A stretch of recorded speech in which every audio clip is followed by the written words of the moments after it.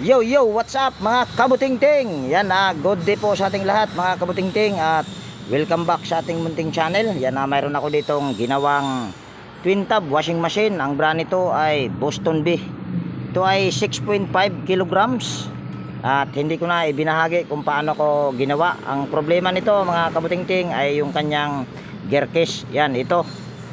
At ito ay nag-convert ako mga kabutingting dahil yung aking dala na gear case ay tinted at ang original nito na ay pa-square siya, pa-square, kaya hindi ko na ibinahagi dahil mayroon din naman na akong mga upload nito kung paano lang maililipat itong kanyang yan, itong hawak ko. At mayroon akong ibang layunin kung bakit hindi ko siya binidyohan or ibinahagi kung paano ko ni-repair.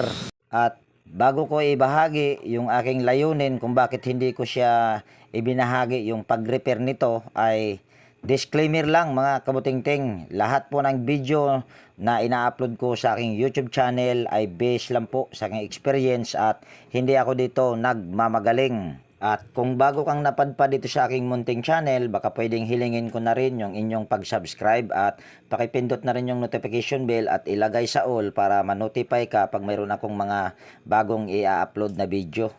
So yan, kaya hindi ko ibinahagi sa inyo yung pag-repair nitong gear case dahil ito ay tatalakayin natin kung bakit ba ito ay nasisira kaagad.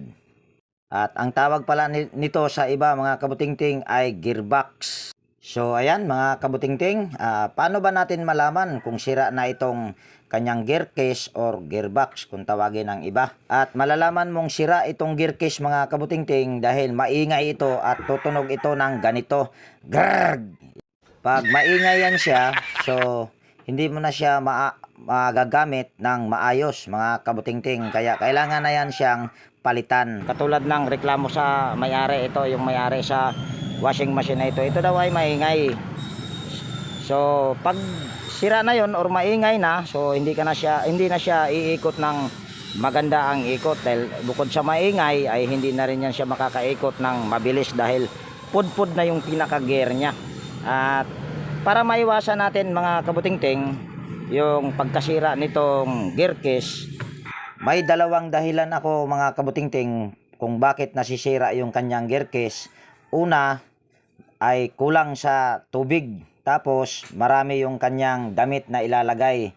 So mahihirapan yung pag-ikot nitong gear case or kung tawagin nga ng iba ay gearbox. At yung pangalawa naman na dahilan mga kabutingting kung bakit maingay itong or madaling nasisira yung kanyang gear case or gearbox ay overload. Sobra ang pagkalagay ng damit. Kaya masisira talaga yung pinaka gear case niya at mahirapan talaga sa pag-ikot yung kanyang gearbox, kaya masisira talaga yung gear case. So para hindi kagad-agad na masira yung kanyang gear case, dapat ay nasa tamang level yung kanyang paglagay ng tubig mga kabutingting. Dahil ito mga kabutingting ay 6.5 kilograms, dapat ito ay bababa ka ng 5 kilograms. Yun yung aking pananaw para tumagal yung kanyang gear case na hindi kaagad-agad na masira mga kabutingting. At makikita mo naman mga kabutingting sa pag-ikot nitong kanyang pag mayroon na siyang nakasalang ay hindi siya mahihirapan. Dahil pagka nahihirapan yan sa pag-ikot, para siyang iba ang tunog or para siyang uugong.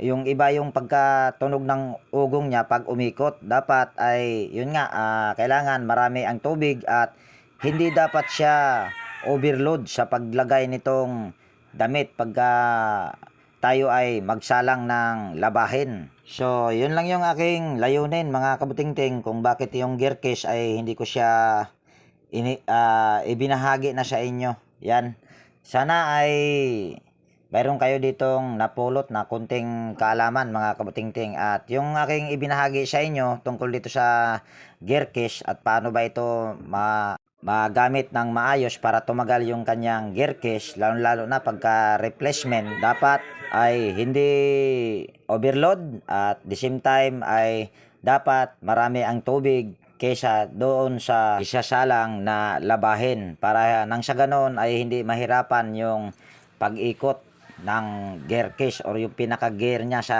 ilalim ng nasa loob ng gear box.